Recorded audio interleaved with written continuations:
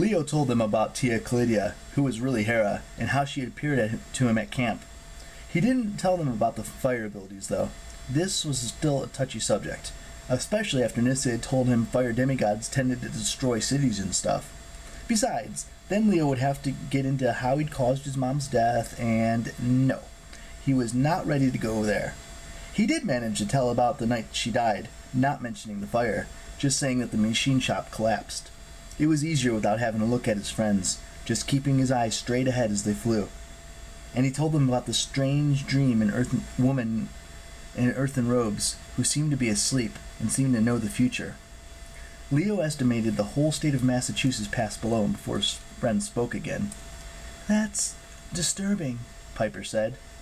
"About sums it up," Leo agreed. "Thing is, everybody says don't trust Hera. She hates demigods. And the prophecy said we'd cause death if we unleash her rage. So I'm wondering, why are we doing this?" "She chose us," Jason said. "All three of us. We're the first of the 7 who have to gather for the great prophecy. This is the quest beginning for something much bigger." That didn't make Leo feel any better, but he couldn't argue with Jason's point. It did feel like this was the start of something huge. He just wished that if there were 4 more demigods destined to help them, that they'd show up quick. Leo didn't want to hog all the terrifying, life-threatening adventures. "Besides," Jason continued, "helping Hera is the only way I can get my memory back, and that dark spire in my dreams seemed to be feeding on Hera's energy.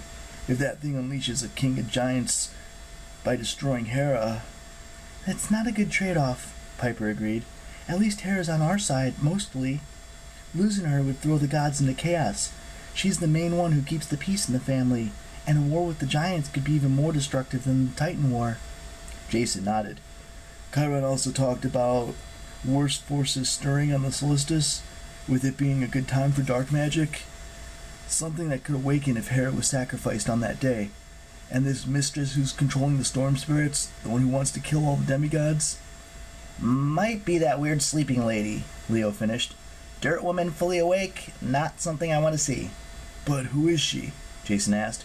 "And what does she have to do with the giants?" Good questions, but none of them had answers.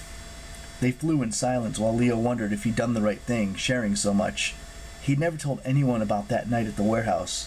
Even if he hadn't given them the whole story, it still felt strange. Like he opened up his chest and taken out all the gears that made him tick. His body was shaking, and not from the cold. He hoped Piper sitting behind him couldn't tell. "The forge and doves shall break the cage." Wasn't that the prophecy line?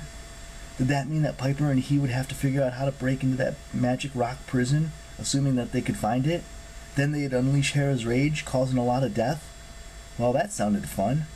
Leo had seen Tia Clydia in action. She liked knives, snakes, and putting babies in roaring fires. Yeah, definitely. Let's unleash her rage. Great idea.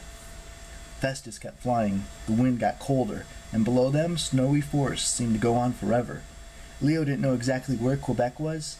He told Festus to take them to the place of Boreas, and Festus kept going north.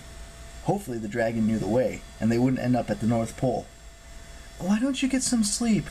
Piper said in his ear. "You were up all night." Leo wanted to protest, but the word sleep sounded really good. "You won't let me fall off?" Piper patted his shoulder. "Trust me, Valdez. Beautiful people never lie." "Right," he muttered. He leaned forward against the warm bronze of the dragon's neck and closed his eyes.